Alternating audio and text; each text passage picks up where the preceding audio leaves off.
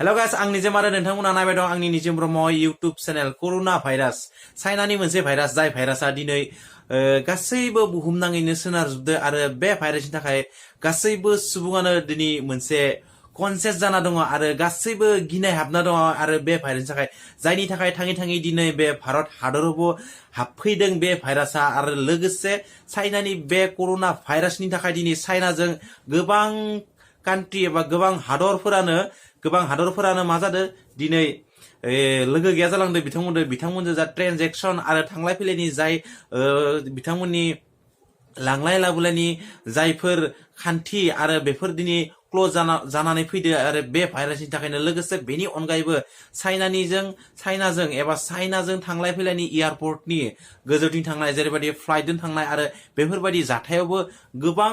कान्ट्रियानो दिनै गावनि एयारपर्ट लिंकखौ बन्द खालामना होदो मा चाइनाजों जेबो एयारपर्ट लिंक खालामा आरो चाइनानि मानसिफोरजों थांलाय फैलाय खालामा आरो बे भाइरासनि गेजेरजोंनो दिनै चाइनाया गोबां दुखुनांथाव खौरां जाना फैदो आरो चाइनाया बेनिखायनो गावसोरनि जे चाइनानि जे कोरोना भाइरास आरो बे भाइरासनि थाखाय जेबो मेडिसिन दिहुननो हाथवाखै बेनिखायनो दिनै चाइनाया मा खालामदों इउरपनि बायदिसिना गिदिर सोलो गोनां डाक्टरफोरखौ खावलायदों जे चाइनाया गावसोरनि हादोरजों हेल्प होनो थाखाय खावलायदों मानोना नोंथांमोना निउसफोराव नुनो मोनगोन चाइनानि जे लामाफोर दङ आरो बे लामाफोराव सासेबो सुबुंखौ नोंथांमोना लामायाव ओंखारनाय नङा बेनि अनगायैबो जे गभर्नमेन्ट अफिस आरो प्राइभेट अफिस बांसिन अफिसफोरानो दिनै नोंथांमोना चाइनानि बेफोर अफिसफोरखौ बन्द नोंथाङा एबा क्लोज खालामना दोननाय नोंथांमोना निउसफोराव नुनो मोनो जानो हागौ आरो नुदोंबो नोंथांमोना आरो बे भाइरासनि थाखायनो चाइनाया दिनै मोनसे बहुत गिदिर खैफोदाव गोग्लैनानै दङ आरो चाइनाया जानो हागौ बेनिफ्राय गावखौनो दिनै चाइनाया गाव हारसिं होनानै सानना लादों आरो बे भाइरासआ गोदान बेनिखायनो बे भाइरासनि सायाव जेबो मेडिसिन ओंखारथ'वाखै आरो ओंखारनायालागै जे गोबां सम लागोन मानोना बे मेडिसिनखौ लानांगोन टेस्ट खालामनांगोन बेनि थाखायनो गोबां गोलाव प्रसेस आरो चाइनानि बे कोरोना भाइरासआ चाइनायाव थानाय वां सिटीनि मोनसे बेदर मार्केट आरो बे मार्केटनिफ्रायसो बेदरनि गेजेरजों बे चाइनानि बे कोरोना भाइरासआ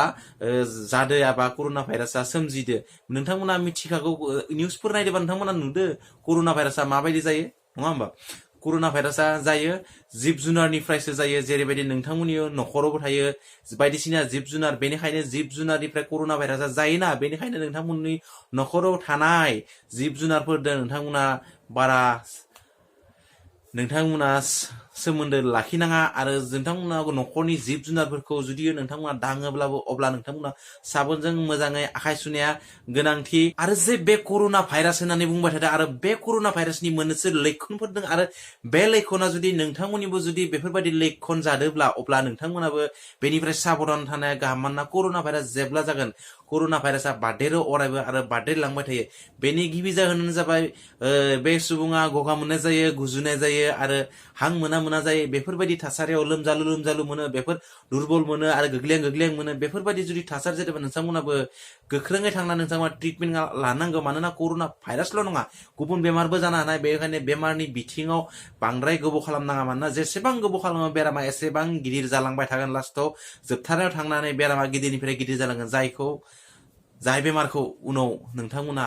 फाहामनो थाखाय गोब्राब जागोन आरो फाहामनो हाब्लाबो गोबां रां रुफानि खरस जायो नखरा सिलिंखार जायो बिमा बिफा नखराव गोजोन गैया जायो बिदा फंबायनि गेजेराव नांलाय खमलाय जायो फैसा रां रुफानि थाखाय मानोना बे बेमारफोराव रां जेब्ला थांगोन अब्ला नखरा दुब्ला गोलैगोन एबा नखराव माबा गोलैयोब्ला रां रुफानि थाखाय एसेबाबो थोब्ले माब्ले जायो बेनिखायनो बेफोर बेरामनि थाखाय नोंथांमोना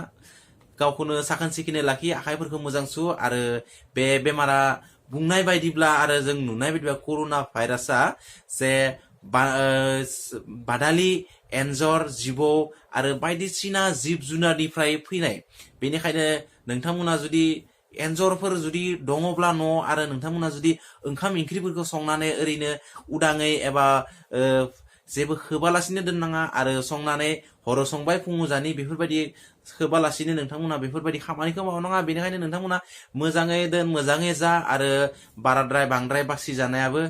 सोलिनो थाखाय खहा बेनिखायनो बासि खालामनाबो जानाङा बा हर संनानै फुङाव जानाय बेफोर नोंथांमोननि बेफोर हुदाखौ गार अब्लासो नोंथांमोना बेमार आजारनिफ्राय बारग'नो हागोन आरो गाव साखोन सिखोन जाना थानाया 1 नम्बर खोथा आरो अरायबो साखोन सिखोन जाना थानांगो बेमारनिफ्राय बारग'नानै आरो लोंनाय दैफोरखौ अरायबो मोजाङै लोंनांगो साखोन सिखोनै खालामनानै अब्ला दिनैनि भिडिअआ बेखिनियानोमोन नोंथांमोना नैबे भिडिअनि गेजेरजों गोबां खोथा बुजिनानै मोनबाय मिथिनानै मोनबाय आरो बेबायदिनो नेक्स्ट मोनसे मोजां टपिक लानानै नोंथांमोननि गेजेराव नुजानो नाजागोन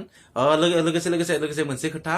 जे आंनि 1K साबस्क्राइबार जाबाय आंनि इउटुब चेनेला बेनि थाखाय नोंथांमोननो आं गिफ्ट मोनसे होबाय थादोंमोन आरो बे गिफ्टनि लास्ट डेटआ जाबाय बैसागो बोथोरनि 1 खालार आरो बेनि सिगाङाव नोंथांमोना डिसक्रिपशनाव लिंकआ दङ भिडिअनि आरो बे भिडिअनि लिंकआव थांनानै नोंथाङा कमेन्ट खालामबानो जाबाय जेबो खालामनाङा नोंथाङा #निजोम ब्रह्म नङाब्ला #निजोम नोंथाङा बेबायदि लिरनानै कमेन्ट खालामबानो जाबाय नोंथांमोननि जायखिजाया सासेखौ आङो सायख'गोन आंनि रेन्डमजों पिक रेन्डमजों आरो बेखौ गुगोला सायख'गोन बेनिफ्राय नोंथाङा जाय नोङो देरहागोन एबा उइनार जागोन बेयो आंनि इउटुब चेनेलनिफ्राय 1000 रां दान बान्था मोनगोन आरो बेखौ आङो कन्टेक्ट खालामनानै हरनाय जागोन नोंथांनि जिखिजाया एकाउन्टजों ट्रेन्सफार बायदि नोंथाङा हरनाय जागोन आरो नोंथाङा गोख्रोङै थांनानै नोंथांमोना कमेन्ट खालामबानो जाबाय आरो भिडिअखौबो बेनि रुल एन्ड रेगुलेसनखौ नायना लाबानो जाबाय अब्ला नेक्स्ट भिडिअजों लोगो मोननाय बिदिनो दिनै एसेयावनो नोंथांमोननि गेजेरनिफ्राय बाय बाय